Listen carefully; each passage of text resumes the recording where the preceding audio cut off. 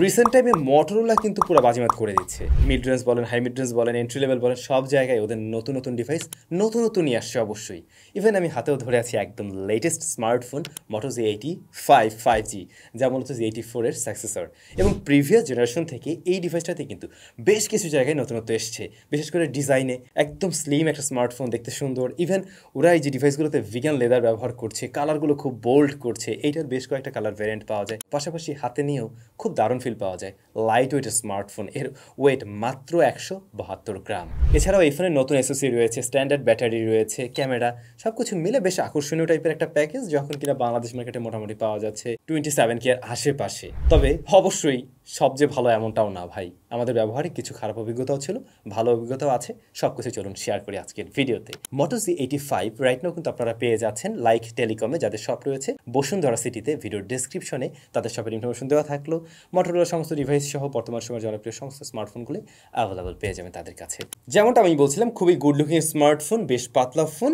আর এইটার body frame এবং রিয়ার প্যানেলটা ভিগান লেদার যে বলা হচ্ছে, বাট এগুলো তো প্লাস্টিক, আপনারা জানেনই। তবে এতে কিন্তু আমরা 3.5mm হেডফোন জ্যাকটা পাইনি, বাট সেকেন্ডারি নয়েজ ক্যান্সেলেশন মাইকটা আছে। রয়েছে আন্ডার ডিসপ্লে ফিঙ্গারপ্রিন্ট স্ক্যানার। এটার পজিশন ঠিকঠাক মনে হয়েছে এবং এটা অ্যাকুরেটলি কাজ করছে প্রত্যেকবারই। হালকা অ্যানিমেশন ডিলে পেয়েছি জাস্ট। থাকছে IP52 এর rating, not a big deal, আরেকটু বেটার কিছু হওয়া উচিত ছিল। তবে বিশেষ যে পরিবর্তনটা আপনি লক্ষ্য করবেন তা ডিসপ্লে সেকশনে।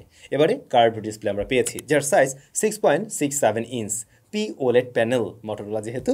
আর এখানে 1 বিলিয়ন কালার সাপোর্ট করছে, 120 হার্টজ হাই রিফ্রেশ রেট রয়েছে এবং এটা পিক ব্রাইটনেস দিতে পারে 1600 নিটস। প্লাস এই ডিসপ্লেকে প্রোটেকশন করছে কর্নিং গরিলা গ্লাস 5। কার্ভ ডিসপ্লের ফোনে অবশ্যই অ্যাটলিস্ট মানে কর্নিং গরিলা গ্লাস 5 তো থাকা উচিতই, তো ওইটা মোটোরোলা অবশ্যই দিয়েছে।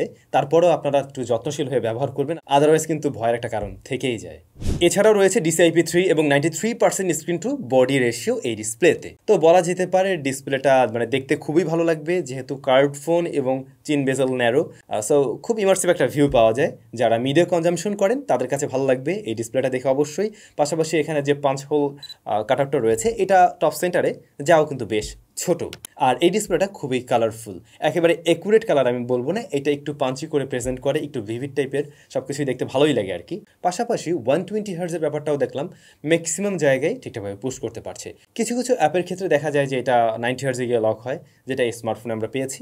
রেগুলার স্ট্যান্ডার্ড কাজবাজের ক্ষেত্রে সবসময় আমরা 120 হার্টজেই পেয়েছিলাম এই ডিভাইস থেকে। HDR ভিডিওতে প্লেব্যাক পাইনি, এর বাইরে কিন্তু ডিসপ্লে একদমই ঠিকঠাক লেগেছে আমার কাছে, যখন কিনা 7000-এর আশেপাশে কিনছেন। যদি কার্ভ ফোন আপনার পছন্দ হয়ে থাকে তাহলে কোনো ধরনের কমপ্লেন থাকবে না, আর যদি মনে হয় না আমি কার্ভ ফোন পছন্দ করিই না, তাহলে তো হিসাব আলাদা। এই স্মার্টফোনে আমরা কিন্তু 2 বছরের অ্যান্ড্রয়েড আপডেট পাবো, মেজর আপডেট পাওয়া যাবে। এটা রান করছে অ্যান্ড্রয়েড 14-এ এবং প্রসেসর হিসেবে রয়েছে Qualcomm Snapdragon 6S Gen 3। 6S Gen 3 এই প্রসেসরটাকে আপনি কম্পেয়ার করতে পারেন কোয়ালকম স্ন্যাপড্রাগন 695 5Gর সাথে, হুবহু সেম টু সেম, বাট এখানে একটু ক্লক স্পিড বাড়িয়ে দেওয়া হয়েছে, যে কারণে আপনারা দেখছেন 695-এর তুলনায় অন্তত স্কোরটা বেশি দেখাতে পারছে। যদিও রেগুলার ইউসেজে আমি কোনো ধরনের পরিবর্তন লক্ষ্য করিনি, একদম হুবহু সেম টাইপেরই মনে হয়েছিল, মানে অলমোস্ট সিমিলার টাইপের পারফরমেন্স আমি পাচ্ছিলাম। ফোনটা র্যাম ভ্যারিয়েন্ট পাওয়া যায় 2টা, 8 এবং 12, সেই সাথে রয়েছে 128GB 256GB storage type UFS 2.2। আর এখানে যে র্যাম রয়েছে তা LPDDR4X এর। বরাবরই আমরা জানি মোটোরোলার ইউআই কিন্তু বেশ ক্লিন, খুব একটা হিজিবিজি করে রাখা হয় না, আসলে এটা বেশ ক্লিন এবং স্মুথ রেজাল্ট দিচ্ছিল। একেবারে ক্লিন ইউআই মানে একদম স্টকের মতো কোনো ফিচার টিচার পাবেন না এক্সট্রা, তেমন কিন্তু না। প্রয়োজনীয় সমস্ত ফিচারই এতে আছে, যেমনটা আমরা মোটোরোলার ডিভাইসগুলোতে পেয়েছি। পারফরমেন্স সেকশনে ভালো দিকের মধ্যে কয়েকটা বিষয় নোটিস করেছি, যেমন খুব একটা গরম হয় না, মানে যখন ব্যবহার করবেন রেগুলার টাস্কে এটা ওভারহিট হচ্ছিল না, হালকা ওয়ার্ম হয়, সেটাকে আমি মোটেই মানে হিটিংয়ের পর্যায়ে বলবো না। আর এই প্রসেসরটা খুব বেশি ব্যাটারিও বার্ন করে না। অন্যদিকে এটা মাল্টিটাস্কিংয়েও ভালো রেজাল্ট দিয়েছে। 8-10টা অ্যাপ্লিকেশনে ব্যাকগ্রাউন্ডে রান করে রেখে বেশ কিছু সময় চালানো যাচ্ছিল, তাতে করে ওগুলো ক্র্যাশ করছিল না। টুকটাক গেম টেমও খেলতে পারবেন, যেমন আমরা পাবজি ট্রাই করছিলাম, HD হাই ফ্রেম রেটে স্মার্টফোন দিয়ে প্লে করা যায়। অন্যদিকে আমরা স্মুথ আল্ট্রাতেও প্লে করতে পারছি, যদিও আমার কাছে মনে হয়েছে স্মুথ আল্ট্রাতেই ভালো রেজাল্ট দিচ্ছে। HD হাই ফ্রেম রেটে মাঝে মধ্যে টুকটাক স্ট্যাটারে দেখা আমি পেয়েছি এতে, বিশেষ করে অ্যাকশন মোমেন্টে গিয়ে ইভেন তখন কিছুটা ফ্রেম রেট ওঠানামা করতেও দেখা যাচ্ছিল। আর পাবজি গেমের সময় আমরা দেখছিলাম রেগুলার ইউসেজে মানে রেগুলার টাস্কের তুলনায় একটু তুলনামূলকভাবে বেশি গরম হচ্ছে, তবে হিটিং ইস্যুর পর্যায়ে যায়নি বা থার্মাল থ্রোটল করতে দেখিনি। ফ্রি ফায়ারও ট্রাই করলাম, ওইটাতে কিন্তু ভালো রেজাল্ট ছিল এবং হাইয়েস্ট সেটিংসেও স্মুথ রেজাল্টই পেয়েছি ডিভাইস থেকে, যেটা পাবজির ক্ষেত্রে আমরা একটু দেখছিলাম মানে একটু চপি টাইপের ফিল দেয়, যেটা ফ্রি ফায়ারে ছিল না। এছাড়াও ট্রাই করা হয় কল অফ ডিউটি, যেখানে আমরা গ্রাফিক্স ভালো পেয়েছি এবং স্মুথ রেজাল্ট পেয়েছি এই ডিভাইস থেকে। তো পারফরমেন্স বা গেমিং রেজাল্ট নিয়ে আমি যেটা বলতে পারি, কোয়ালকম স্ন্যাপড্রাগন 695 যুক্ত অন্যান্য স্মার্টফোন থেকে আমরা যেমনটা রেজাল্ট পেয়েছি, এই ডিভাইসটার থেকে না আমি একদম সিমিলার টাইপের রেজাল্ট পাচ্ছিলাম।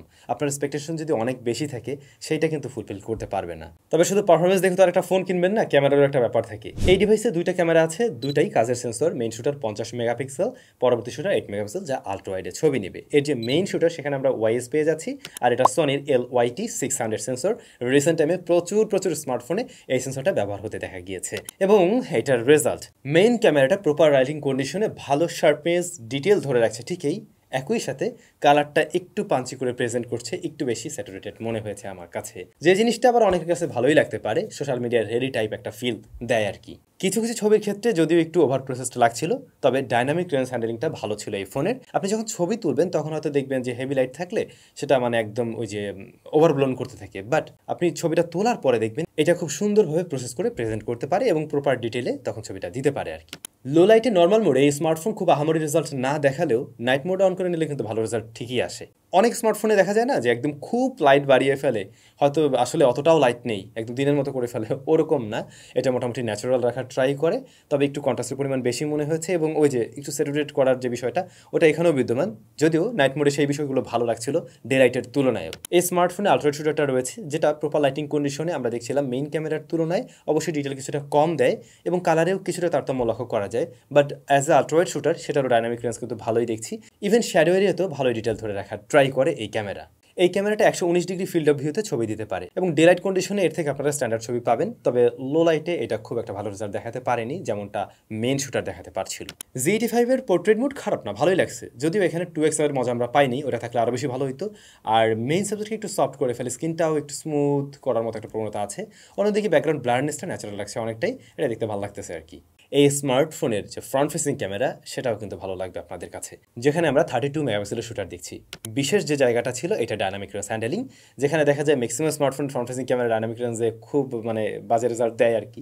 তো ও মোটামুটি ভালো রেজাল্ট দেওয়ার ট্রাই করছে, যদিও অ্যাকুরেট কালার দেয় না এবং অবশ্যই আপনাকে একটু ফর্সা করে প্রেজেন্ট করবে, একটু স্কিন স্মুথনেসের ব্যাপার স্যাপার আছে, যদি সব কিছু অফ করে রাখেন তাও আছে, কিন্তু ওভারঅল দেখে ভালো লাগতেছে আর কি। প্লাস টোটাল ছবিটাকে ভালোভাবে ব্যালেন্স করে প্রেজেন্ট করার ট্রাই করে, এটাই হচ্ছে আসল জায়গা। আর লো লাইটের দিকে সফটনেসটা একটু বেড়ে যায়, প্রপার লাইটিং কন্ডিশনে ভালো ছবি পাবেন এর ফ্রন্ট ফেসিং ক্যামেরায়। তবে এই স্মার্টফোন দিয়ে ভিডিও রেকর্ড করা যায় সর্বোচ্চ 1080p 30 fps এর মেইন ক্যামেরায়, যে জায়গাটা একটু কমতেই থেকে গেল। ওই যে বললাম না, সেম প্রসেসর, অর্থাৎ কোয়ালকম স্ন্যাপড্রাগন 695, ওই প্রসেসরটাও কিন্তু 4K সাপোর্ট নিত না, এটার ক্ষেত্রেও সেম। তো ভিডিওতে স্ট্যাবিলিটি মোটামুটি পেয়েছি, মোটামুটি না ভালোই পেয়েছি, তবে ফোকাসিং একটু স্লো মনে হয়েছে, একটু জিটারিং মনে হয়েছে, আর কালারটা এখানে একটু বুস্ট আপ লক্ষ্য করেছি। সবকিছু মিলে ক্যামেরাটা এর প্রাইস পয়েন্ট অনুযায়ী স্ট্যান্ডার্ড জায়গায় থাকে।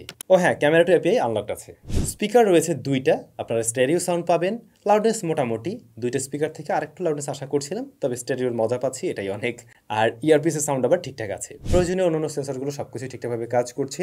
এই স্মার্টফোনে 13টা 5G ব্যান্ড আছে এবং ডুয়াল ব্যান্ড ওয়াইফাই রয়েছে, আর ব্লুটুথ ভার্সন 5.1 রয়েছে, যেটা আরেকটু লেটেস্ট হওয়া উচিত ছিল।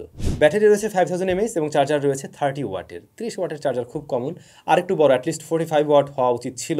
তবে এই স্মার্টফোনের ব্যাটারি ব্যাকআপ ভালো, এটার থেকে আমরা প্রায় 8.5 ঘন্টার মতো এসওটি পেয়েছি, যেটা আমার কাছে গুড এনাফ মনে হয়েছে। একদিন টাইম ইজিলি ব্যবহার করতে পারবেন আপনারা। কমতির জায়গা কোথায় আছে জানেন? এটাতে 3.5mm হেডফোন জ্যাক নেই, এটাতে হাইব্রিড সিম স্লট রয়েছে, দুইটা সিম অথবা একটা সিম একটা মেমোরি কার্ড ব্যবহার করতে হবে, এই জায়গায় অবশ্যই কমতি থাকে।